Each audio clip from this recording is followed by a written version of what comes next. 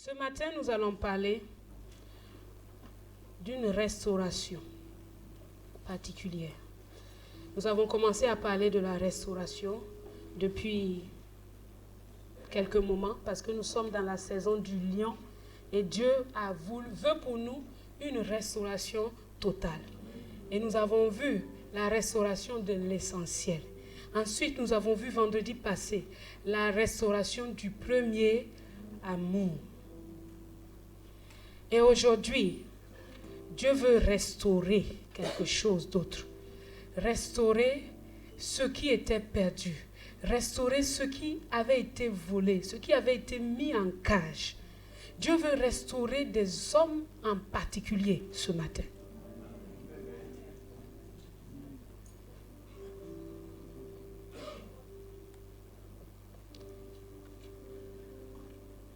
Je l'ai intitulé la restauration de ton caractère.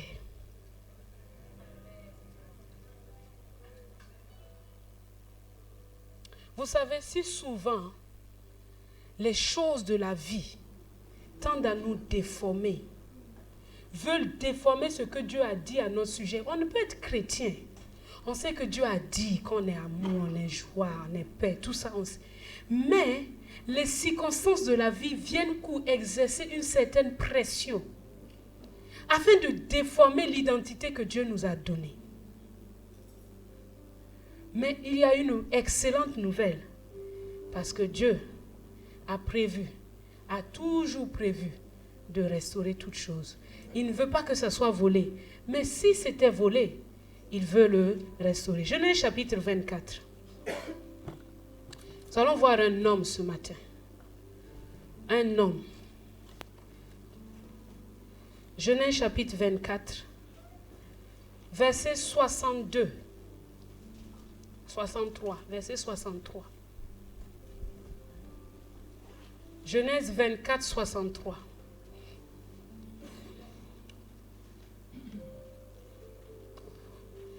Un soir qu'Isaac était sorti pour méditer dans les champs, il leva les yeux et regarda, et voici, des chameaux arrivaient. Un soir qu'Isaac était sorti pour méditer dans les champs, qu'est-ce qu'il fait? Il leva les yeux et regarda, et voici des chameaux arrivaient.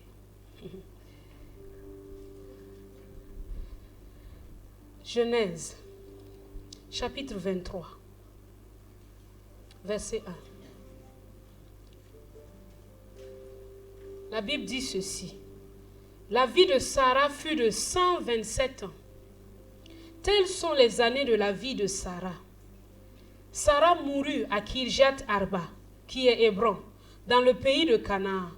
Et Abraham vint pour mener deuil sur Sarah et pour la pleurer. On ne parle pas d'Isaac. Sarah a 127 ans quand elle meurt. Et Sarah a eu Isaac à 90 ans. Vous pouvez facilement faire le compte et savoir que quand Sarah mourait, Isaac avait 37 ans. Bien, vous avez bien fait l'école. Isaac avait 37 ans. C'était un homme.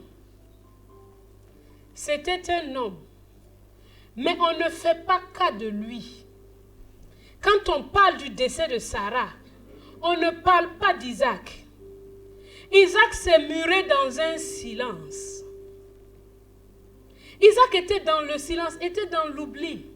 On parle d'Abraham qui pleure. Isaac, qu'est-ce qu'il fait? Est-ce qu'il pleure? Est-ce qu'il crie? Est-ce qu'il est... On ne sait pas. La Bible est silencieuse là-dessus. Parce que exactement, Isaac était silencieux. Isaac n'a rien exprimé de la mort de sa mère. Vous savez, les pires choses qui vous choquent, la plupart du temps, votre réaction demeure le silence. Mais ce n'est pas un silence qui vous construit. Mais c'est un poison à l'intérieur qui vous nuit. J'aime David. Un jour, en fait, quand je lisais les psaumes, parfois j'étais choquée de tout ce que David dit. Je me dis, mais pourquoi il raconte tout ça là à Dieu? Quand même, Dieu, c'est pas ton petit ami. Pourquoi il lui raconte? Et puis il sait que Dieu n'aime pas ça. Mais pourquoi il lui raconte ça? David, quand il est fâché, il dit à Dieu, tu n'as qu'à envoyer le feu sur eux. Détruis-les qu'on n'entende plus jamais parler d'eux. Jusqu'à un jour, Dieu m'a dit, David savait répandre son cœur comme de l'eau devant ma face. Et ça, c'est ce qui l'a préservé et qui l'a gardé des mauvais choix.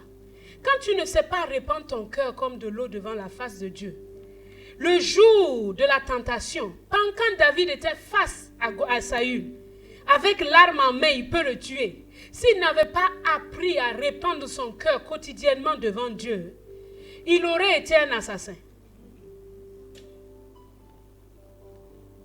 Isaac s'est muré dans le silence. Et de même pour toi, il y a des situations dont tu ne parles pas. Tu t'es muré dans un silence. Tout le monde voit, mais on ne peut pas approcher.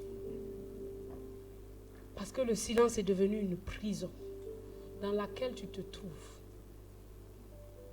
Et ça t'empêche de recevoir tout ce qui arrive.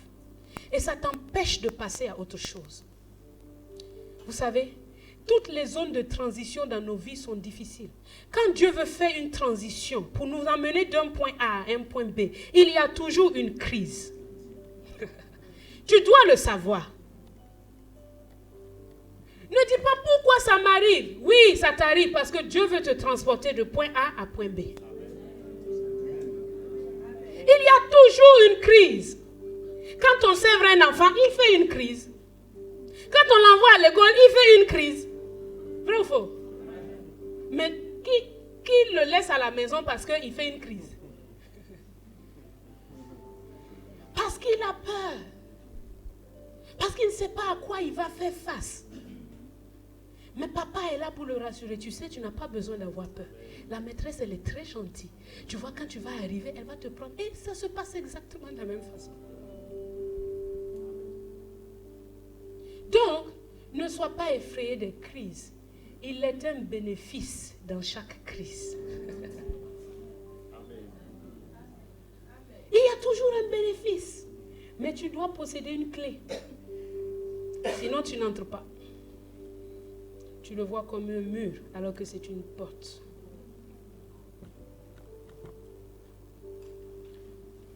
Isaac.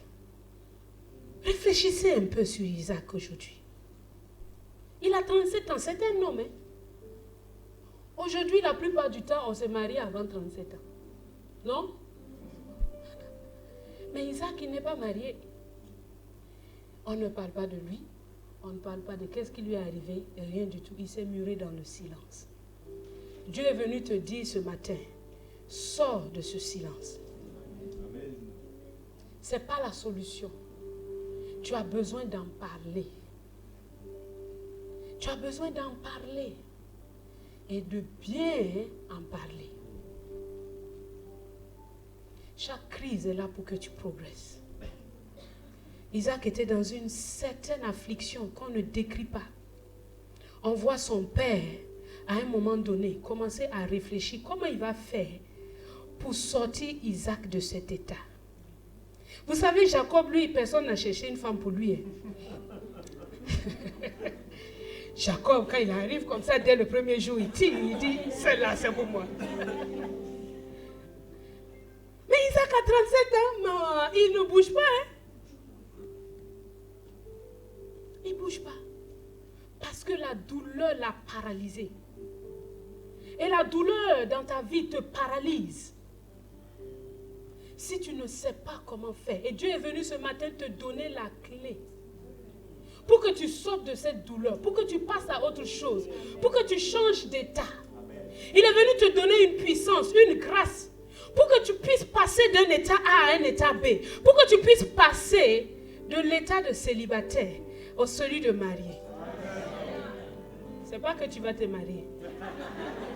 Bien sûr, tu vas te marier, mais je veux qu'on se comprenne bien. Ce que Dieu veut, c'est que dans ton cœur, tu passes de la mentalité de célibataire. Parce qu'il y a des mariés qui sont comme des célibataires. Vous comprenez, non? Quand il sort, il mange, il revient. Ah, j'avais oublié, hein? Oh, c'est maintenant que je me rappelle que j'aurais pu faire un emporter pour toi. Ça veut dire qu'il vit toujours comme un gars célibataire. Quand tu sors de la mentalité de célibataire à celui d'une mentalité dans un statut pleinement marié, quelqu'un qui puisse être responsable pour porter sur ses épaules sa femme et ses enfants. Dieu a besoin des hommes responsables dans leur foyer, pas des bébés. C'est pour ça que je n'aime pas quand quelqu'un appelle son mari bébé, moi ça me gêne, ça me plaît pas. Ça c'est moi, j'ai aussi mon avis. J'ai le droit, non? Je peux avoir le droit, non? Merci. Donc, supportez mon avis. Si ça ne vous plaît pas aussi, mettez à la poubelle, c'est pas grave. Pourvu que vous mangez ce que Dieu vous dit là. Ça c'est moi mon avis. Pourquoi bébé? Il est bébé où? Faut attendre ton bébé. Lui là, il n'est pas un bébé. Si tu l'appelles bébé, c'est qu'il va te montrer. Hey, tu vas changer ses couches. Il va faire pipi sur toi. Ah. Il est bébé où? Ah. Le chef de la maison, c'est pas un bébé. Ah. Bébé où?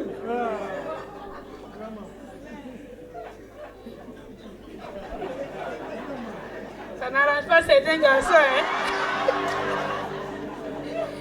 Ils savaient bien bébé où? Il va faire... Tu vas lui donner biberon tous les jours.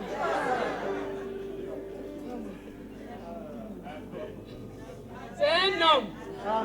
Dis-lui, sois un homme un peu. Ah, secoue-toi, sois un homme. Tu n'es plus célibataire, mon ami.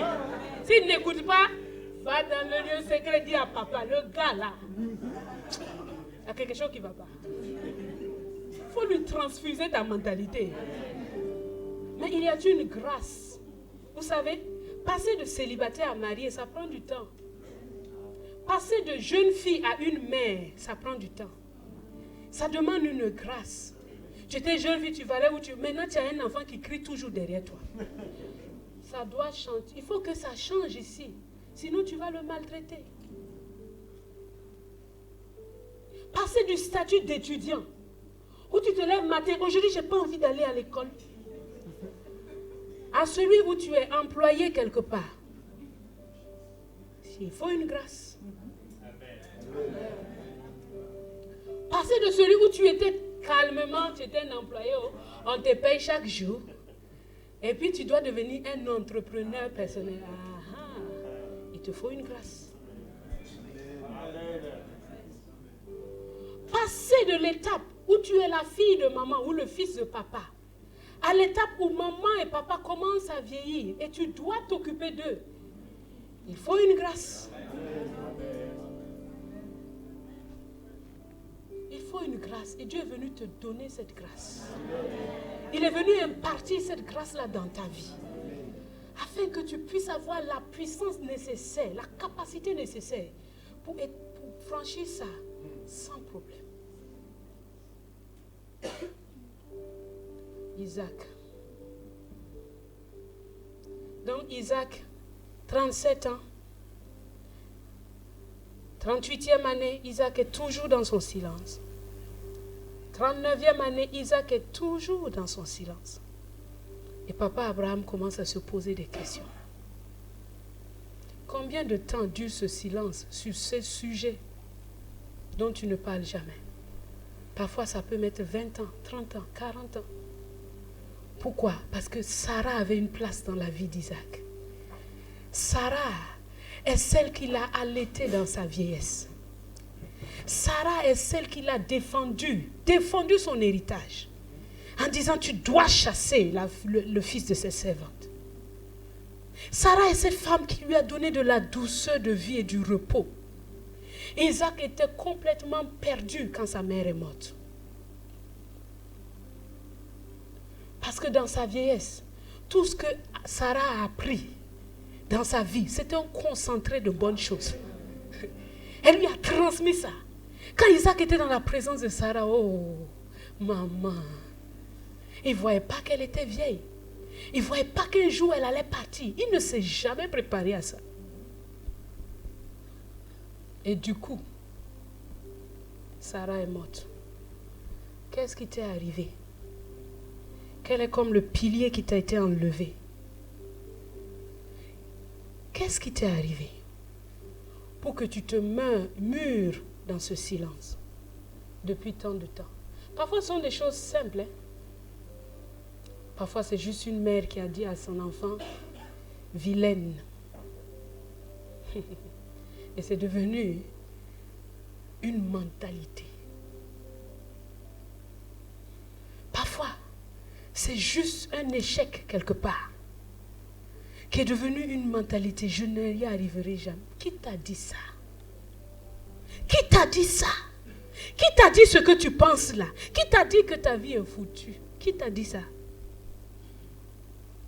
Ce n'est pas une fatalité. C'est une crise pour t'emmener ailleurs.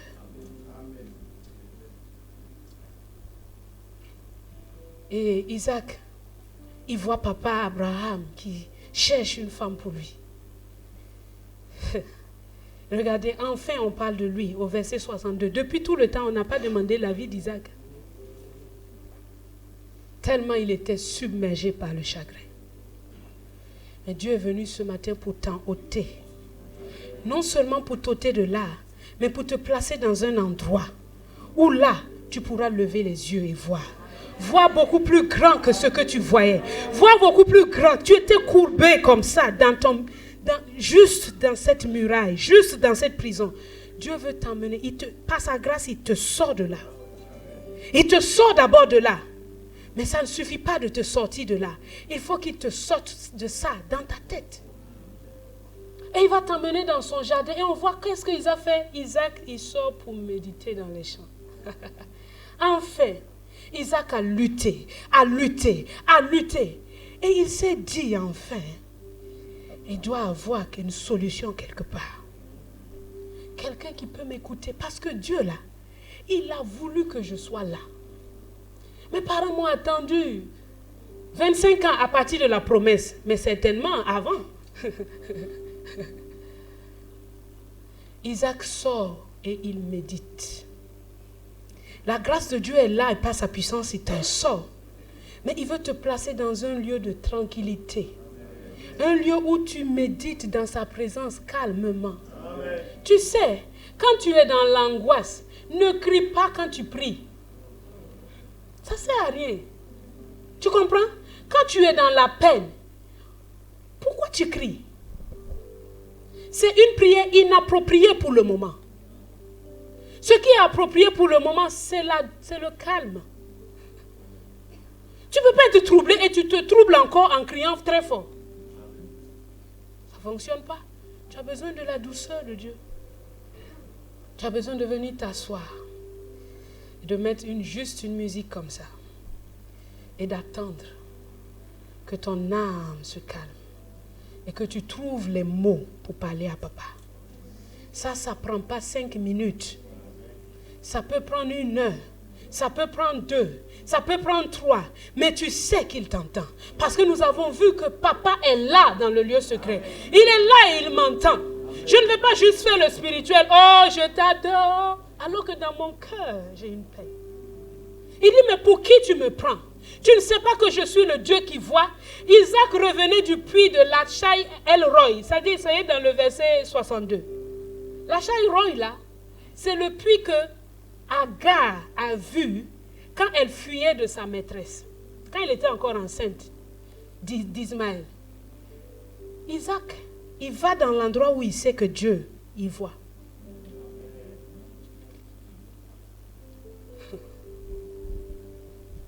Il voit. Donne-lui accès alors. Donne-lui accès. Donne-lui accès à ça. Pour qu'il puisse le restaurer. Si tu mets zone interdite, comme les films là qui mettent les barres jaunes, zone interdite, et toi-même tu es dedans, Dieu, il n'est pas un dictateur. Il ne force pas. Hein? Mais il tourne autour. Et il espère qu'un jour, tu en comprendras enfin que tu dois lui ouvrir ton cœur. Donc Isaac, il revient de ce puits. Et il se promène, il sort. Il sort. Il décide de dire, je ne resterai pas dans cette tristesse, je ne resterai pas dans cet état, je ne resterai pas dans cette crise. Il faut que ça change. Et Isaac sort pour méditer. Il va pour prier. C'est bien de prier. Il faut prier. Il faut parler à Dieu. Mais il va aussi pour méditer. Il va pour réfléchir. Il va pour laisser le Seigneur lui parler. Tu vois, quand tu vas dans ton lieu secret, avec cette peine, décider de parler à Dieu, quand tu as fini de lui dire tout ce que tu pensais là, ne sors pas vite. Attends-le. Il va mettre quelques minutes. Peut-être qu'il va te demander, est-ce que tu as fini? Tu dis, non, il reste encore une dernière chose. Ah, Dieu est bon. Dieu est bon. Tu dis, il reste encore, il dit, qu'est-ce que c'est? Et tu racontes tout. Et il dit, est-ce que tu vas entendre ma version des choses? Lève les yeux. Regarde. Quand tu pries, Dieu veut toujours te donner une autre vision. De telle sorte que quand tu sors du lieu de la prière, tu as une autre mentalité, une autre vision. Si tu étais rentré comme un pauvre, malade, affaibli, tu en sors comme étant enrichi, guéri, sauvé. Si tu es entré là-bas comme, oh, personne ne pense à moi, tu en sors comme, oh, comment je ne suis pas seul. Non, non, non, non, non, non, non, 1000 fois non, je suis bien-aimé de Dieu.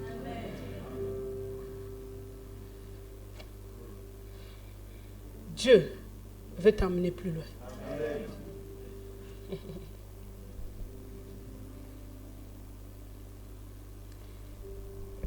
Isaac signifie rire.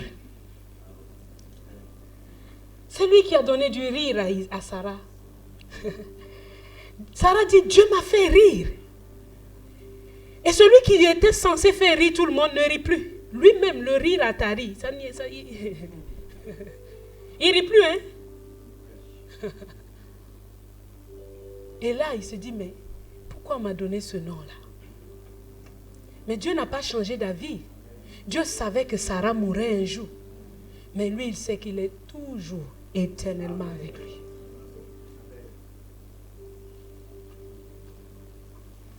Qui va ramener le rire dans le cœur d'Isaac? Qui?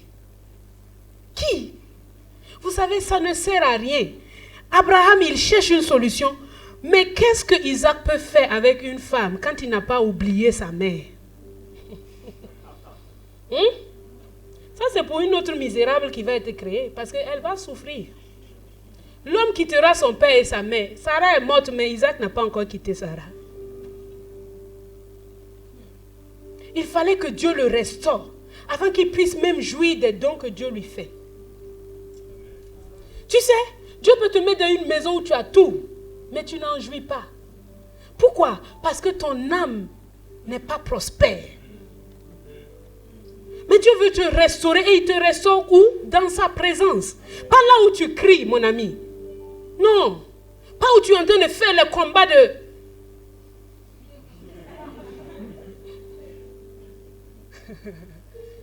Là où tu viens simplement tel que tu es.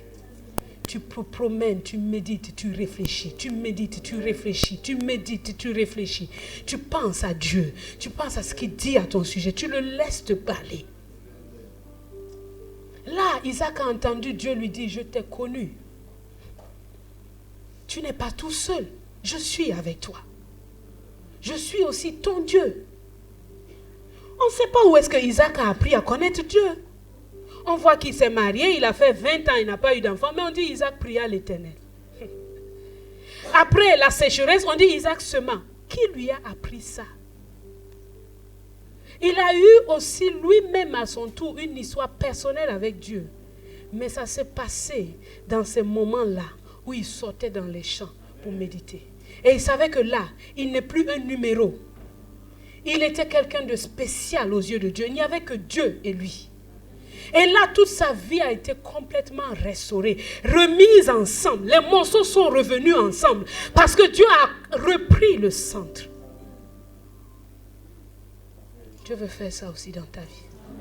Tu cours, tu vas où? Reviens à l'essentiel. Mais avec ta peine, va à Dieu dans les champs. Oh, j'aime la forêt, j'aime la mer, j'aime tout ce qui me fait voir Dieu. Quand tu vas dans une forêt pour prier, waouh, rien qu'entendre le chant des oiseaux. Je te dis, Dieu te parle déjà. Il y a une paix et une tranquillité qui vient sur ta vie. Mais si tu veux rester dans le boucan de la ville, tu n'entends que les voitures. Vroom, vroom, oui, bon. Sors un peu. La dernière fois, le pasteur vous a dit, allez au bord de la mer, regardez l'immensité et vous verrez Dieu. Il y a une soeur qui est venue me voir dernièrement. Elle dit, j'ai fait ce que le pasteur a dit. Je suis partie comme ça, avec ma liste de doléances. J'ai dit, Dieu, aujourd'hui, tu vas m'entendre. Dès qu'elle est arrivée, qu'elle a vu l'immensité, que des louanges qui sortent de sa bouche. Elle dit, il n'y a rien, c'est bon, je suis rassasiée, mon Dieu. Vous savez, quand tu parles beaucoup là, c'est que tu n'as pas encore vu Dieu. Quand tu le vois, ta bouche fait boum. Tu n'as plus rien à dire. Tu disais quoi? Oh non, rien. Tu es glorieux. Tout me suffit, mon ami.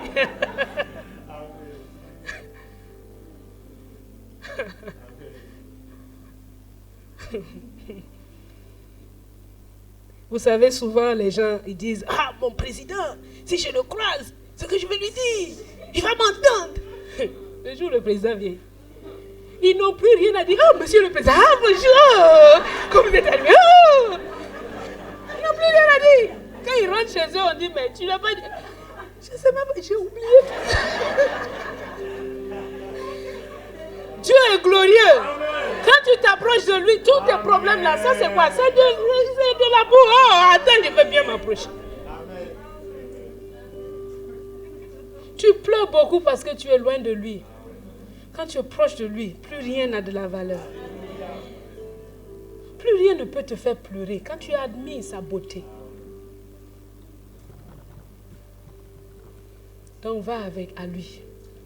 Va à lui dans le calme. Privilégiez ces moments où tu lui parles, où tu dis, papa, comment commencer? Mais il faut que je te dise. Et je t'assure, fais-le. Et quand il va mettre la lumière dans ta vie, tu ne seras plus jamais le même. Plus jamais. Isaac est là.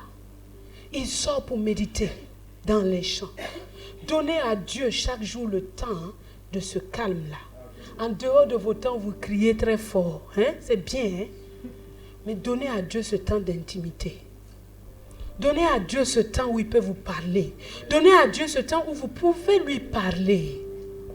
Donnez à Dieu ce temps chaque jour et vous allez voir comment il va vous transformer. Vos vies ne seront plus jamais les mêmes. Chaque jour, de gloire en gloire, quelle que soit la chose que vous allez traverser, vous en sortirez vainqueur. Quand je suis dans une situation de crise, c'est simple, je sais où je vais. Je sors comme ça, je ferme ma porte, je m'assois là. J'attends d'abord que tous les trucs mauvais se calment d'abord. Et quand je commence à parler à papa, si je veux pleurer, je pleure, je crie, je fais tout ce que je veux. Mais quand j'ai fini là, je sais que tout a changé. Je le sais. C'est pas juste, c'est de la force de caractère. Non, ça n'a rien à voir avec la personnalité. Non. Ça a tout à voir avec ma source. Ça a tout à voir avec lui.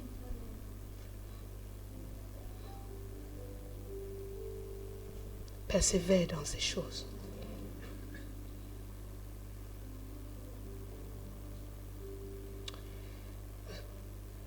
Regardez le verset 64.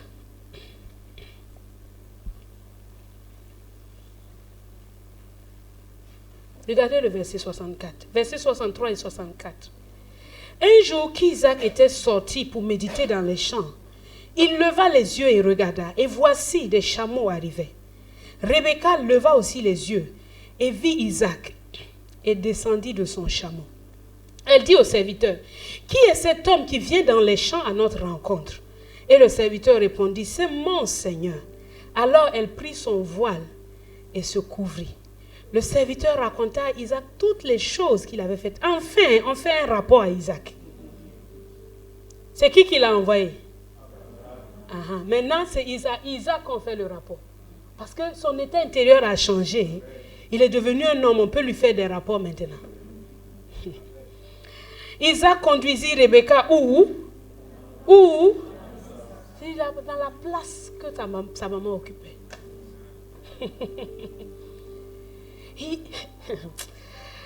Il prit Rebecca, qui devint sa femme, et il l'aima. Ainsi fut consolé Isaac, après avoir perdu sa mère. Enfin, on parle d'Isaac.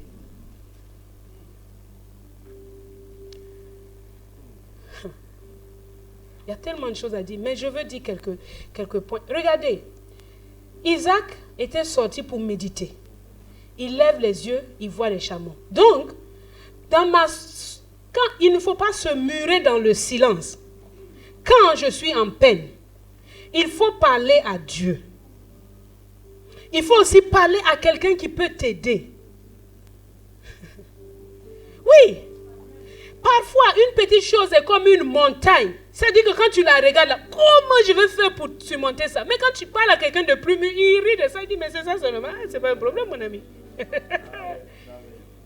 Et souvent, le diable te dit, n'en parle à personne. Gère ça toi-même. Pour que tu meurs. Je le connais maintenant. Il y a des choses. Parfois, un truc me traverse la tête.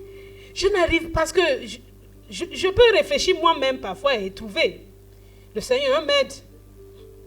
Mais parfois, je ne trouve pas le truc. Mais je dis ça là, si je dis à mon mari, il va rire, il va se moquer de moi. Mais je ne lui dis pas. Je reste dans mon coin pendant 3 jours. Chaque jour, je prie. Chaque jour, je fais comme Isaac. Je vais dire à Dieu, oh Dieu, le truc là même, comment on fait ça? Et ça ne change pas. Et le diable me dit, non, ne lui dis pas. Tu peux gérer ça.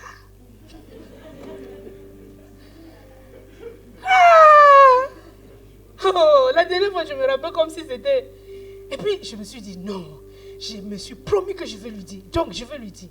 Donc, je commence à lui raconter. Il commence par rire. C'est ça, c'est vrai. Oh, mais c'est rien du tout.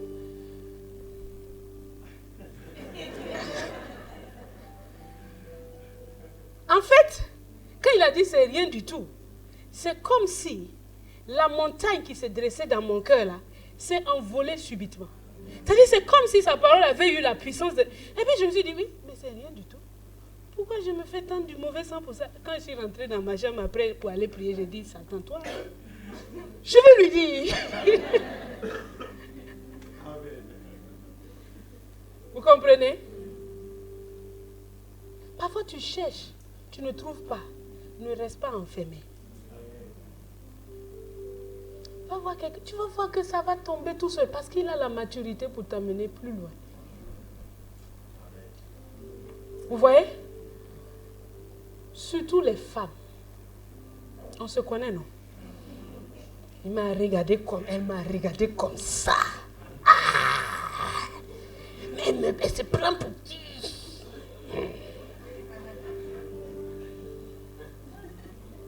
Calmez. Il faut mettre la terre. Hein? Mais ça montre aussi que les époux doivent être consistants. Vous comprenez? C'est pour ça qu'il ne peut pas être ton bébé. Vous m'entendez, non? Il faut qu'il soit... Hey, vous les sages là même, j'ai à vous dire 2 mots. Oui, je ne suis pas contente avec vous. Parce que mercredi, j'étais là. C'est réunion des sages, j'étais là. C'était ici là. Bon, peut-être qu'ils sont venus après. Est-ce qu'ils sont venus après? Pas vraiment. Ils ont rempli où? 35. Ah! Nous sommes des vertueuses. Nous, on travaille fort. Hein? On est 200. 150 comme ça à 200 quand on se retrouve. Vous, on vous fait la réunion des sages. Vous ne venez pas. Mais vous priez seulement pour avoir femme. Vous allez trouver ça où? Parce que nous, nos soeurs là, elles deviennent consistantes. Hein. Si tu viens comme ça,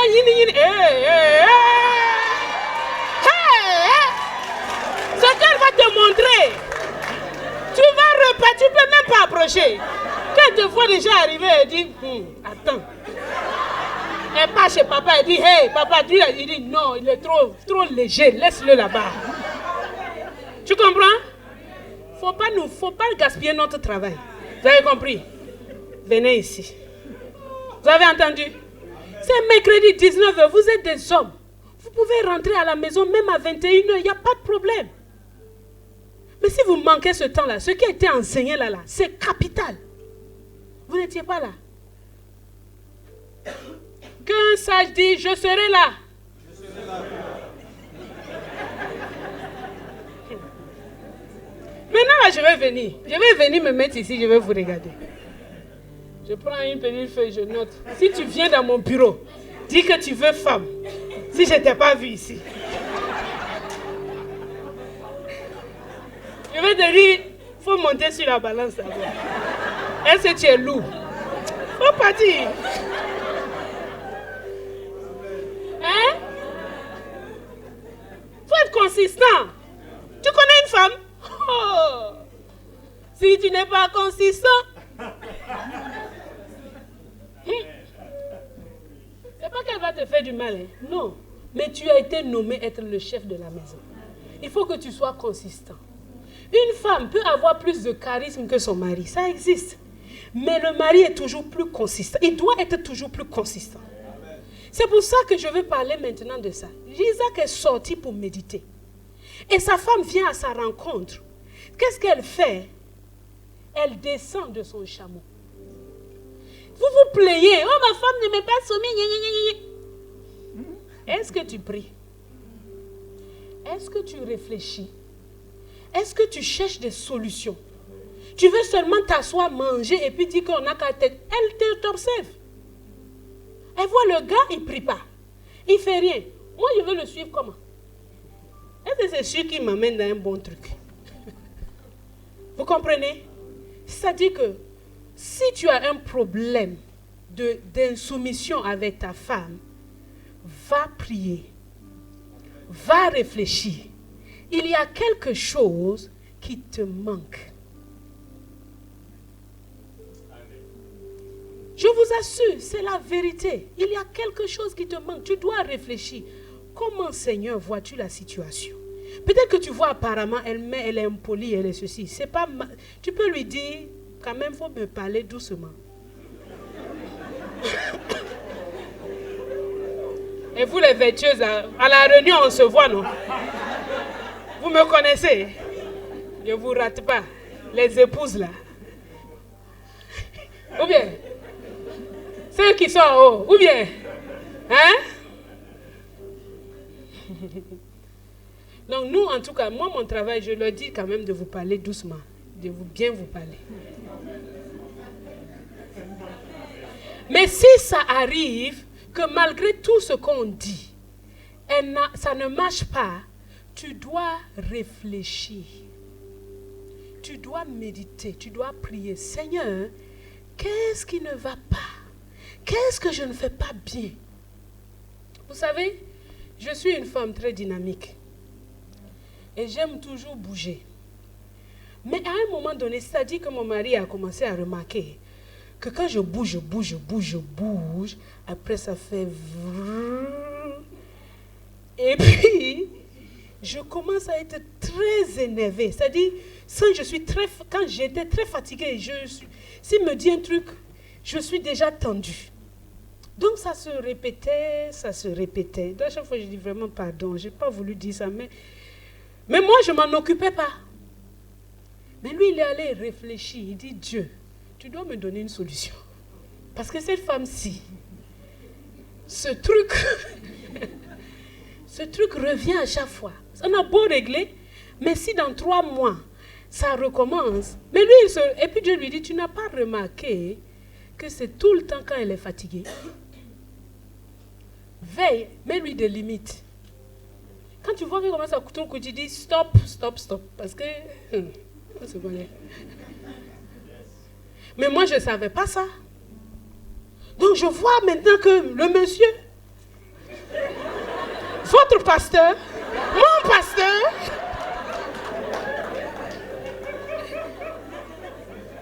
il commence à dire, non, pas la peine de cuisiner aujourd'hui. On peut ne pas manger, il n'y a pas de problème. Pourquoi? Parce qu'il vaut mieux la paix que de manger et puis... Je dis, mais non, mais j'ai de l'énergie, laisse-moi, je vais... Il dit, non, tu fais rien. C'est bon. Après, je suis partie prier, je dis, mais monsieur, Seigneur, ce gars, il me met des limitations. Quand j'ai des choses à faire, il me dit non, pourquoi? Dieu ne m'a pas jamais répondu même là-dessus. Jusqu'à ce que lui-même, il me dise ça et que je dise, ah oui, c'est vrai. Parce que quand je suis très fatiguée, je deviens tendue. Donc, il a réfléchi, il a trouvé une solution. Et la maison est dans la paix. Réfléchissez. Priez. Pas seulement, Seigneur, rends-la soumise. Qu'est-ce que je manque? Qu'est-ce que je ne fais pas bien? Qu'est-ce que je ne comprends pas? Et quand tu as saisi ça, automatiquement, elle descend de son champ. Vous comprenez? Vous qui n'êtes pas encore mariés, c'est des clés précieuses. Parce que tu n'es pas du même genre qu'elle. Tu comprends? On est tous des humains. Mais hommes et femmes, là, on est hétéros. Pas à l'os. Donc, façon, la manière dont une femme pense, un homme ne peut jamais penser comme ça. Tu dis, mais comment tu peux penser? Non, mais c'est carrément tordu. Non, c'est pas tordu, c'est une femme.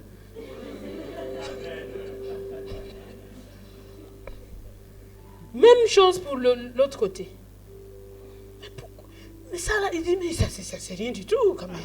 Quand même pas faire tout un plat pour si peu. Si peu!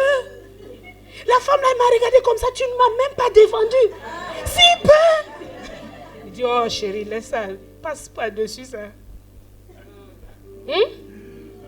Un jour, on était au restaurant, mon mari et moi, et puis il y avait un couple à côté de nous.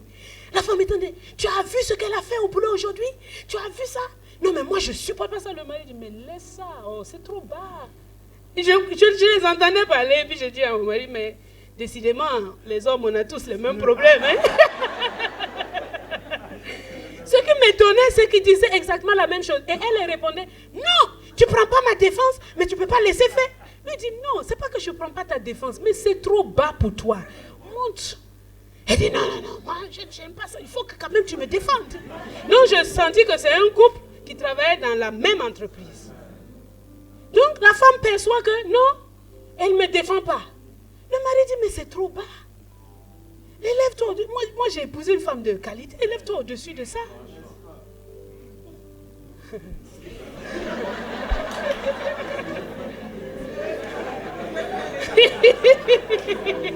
C'est qui a dit franchement là?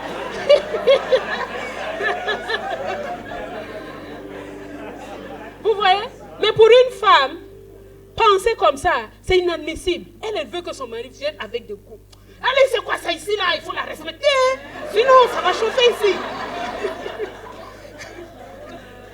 Mais s'il fait ça, tout va aller dans tous les sens. Donc quand il te dit, c'est pas parce qu'il ne veut pas prendre ta défense. Non. Il veut que tu sois plus haut que ça, que tu sois de qualité. Mais ça là, tu peux comprendre ça où si ce n'est pas dans la présence de Dieu. Tu vas être surchauffé, il ne me défend jamais. Sa maman fait ça et moi, et il me défend. Tu veux qu'il insulte sa maman à cause de toi? Hein? Non, il ne peut pas le faire. Quoi que sa maman fasse, il ne peut pas l'insulter à cause de toi. Même s'il compatit, même s'il a mal. Mais toi, tu peux faire en sorte que sa maman ne t'insulte plus jamais. Mais que sa maman te porte comme plus qu'elle ne le porte. Par ton amour, ton respect. C'est comme ça que ça se passe. Tu l'adoptes comme ta propre maman. Tu ne dis pas ma belle maman, ma maman. Parce que parfois, belle maman là, si tu le dis bien, c'est bon. Mais parfois, quand on dit belle maman, c'est association de... Fais attention, c'est ta rivale. Elle va toujours te mettre... Non, ne pense pas comme ça. Ne soupçonne pas le mal. Donc, je disais donc, Isaac, en allant dans les champs, a réussi. Sarah aussi, Rebecca aussi a levé les yeux. Vous savez, quand on parle de lever les yeux, ce n'est pas juste physique. Il y a une puissance, il y a une vérité spirituelle à l'intérieur. Quand tu te soumets au Seigneur, le Seigneur fait en sorte aussi que ta femme voit la même chose que toi. Et vous allez ensemble dans la même direction. Et elle descend. Elle prend son voile et elle se couvre. La Bible nous dit que l'homme, la femme est la gloire de l'homme. Et que le voile lui est donné comme un signe. Donc quand elle fait ça, elle est en train de montrer, je suis sous toi et je suis ta gloire. Je ne vais jamais te mettre la honte. Je t'honorerai toujours. Ça, ce n'est ni par la force, ni par la puissance qu'une femme honore son mari. C'est par l'Esprit du Seigneur que tu as rencontré dans ton lieu secret. Et Isaac conduisit Rebecca dans la tente de Sarah, sa mère. Il prit Rebecca, qui devint sa femme. Et il l'aima. Parce qu'il a laissé Dieu le consoler. Si tu n'as pas laissé Dieu te consoler, il peut même te faire un don, mais tu ne peux pas en jouir. Et tu rends malheureux tout le monde. Ce n'est pas une option. Tu ne peux pas vivre avec une blessure ouverte tout le temps. Il faut qu'elle soit guérie. La nature elle-même nous enseigne ça. Il faut qu'elle soit guérie. Mais elle se guérit par la puissance de Dieu, son onction à l'œuvre et l'intimité. Chaque jour, quand tu te présentes devant lui. Alléluia.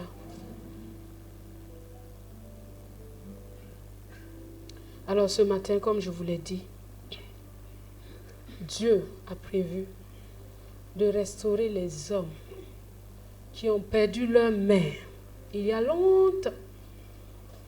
Peut-être parfois pas trop, mais ils n'ont jamais réussi à abandonner, à laisser totalement leur maman partir. Dieu te dit, je t'ai donné une clé. La clé, c'est l'intimité dans la prière, dans ma présence. Mais il y a une autre que je veux te donner maintenant. Par une grâce particulière qui va te permettre de passer de cette étape à une autre qui sera beaucoup plus grande que de là où tu venais. Alléluia. Alors, on va commencer par chanter et nous allons aller dans ce temps de ministère. Commence par rendre grâce à Dieu. Commence par rendre grâce à Dieu pour toutes ces paroles qu'il t'a données ce matin. Merci Seigneur.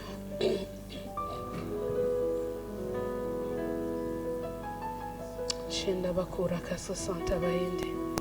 Riba ye karababa santa ba shendere baba yondobo. Riba saka bayende baba santa ba shendere. Yondoro bobo saka bayende baba santa ba shendere. Riba baba yondoro bobo santa bayende. Shenda bakura kasa santa bayende. Riba saka ba shendere baba koba kasa santa bayende. Rika basaka bashendere bebe. Oh rabasanta bashendere baba bakori kiska santa bayende. Rabasa shendere.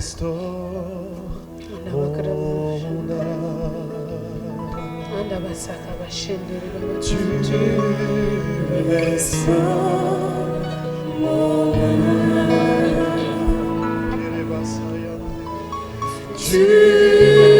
Tu restaures mon âme. Tu restaures. Tu restaures mon âme. Dans ton repos, tu restaures. Tu restaures mon âme. Tu restaures mon âme. Oh, tu restaures mon âme. Rends-lui grâce parce qu'il restaure ton âme maintenant. Rends-lui grâce. Dis-lui merci. Oh, tu restaures mon âme. Oh, tu restaures mon âme. Je suis dans la joie de ta présence car tu restaures Tu restaures. mon Tu âme. restaures. Amen, amen. Tu restaures. Tu restaures mon âme. Tu restaures mon âme. Tu restaures ma vie. Tu restaures. Tu restaures mon âme. Oh, tu restaures, tu restaures, tu restaures, tu restaures. Maintenant, tu restaures en ce lieu. Tu restaures, tu restaures. Oh, tu restaures mon âme. Je reçois par la foi, tu restaures, tu restaures mon âme. Il y a des hommes qui ont perdu leur main et qui n'arrivent pas à donner de l'amour à leur femme. Ils ont perdu leur main et ils n'arrivent pas à donner de l'amour à leur femme. Dieu veut te donner une grâce particulière ce matin. Il te dit, approche. Approche et reçois. Reçois abondamment une grâce qui va te permettre de sortir de cet état et qui va te permettre d'être conforme à lui dans l'amour que tu portes, que tu dois porter à ta femme. Alors viens, n'hésite pas. Si tu es en haut, lève-toi parce que je vais monter à un moment donné. Et si tu es là, lève-toi simplement. Ne passe pas à côté de cette grâce. Ne passe pas à côté de cette grâce. Ne passe pas à côté de cette grâce. Si tu es au service, tu peux laisser ton service, ton instrument ou quoi que ce soit pour t'approcher et recevoir. Shenda bakora santa, rabakobo santa ba shendere, raba santa ba yende, riba santa ba shendere bago santa ba yende, riba baba santa ba yende, raba saka ba shendere.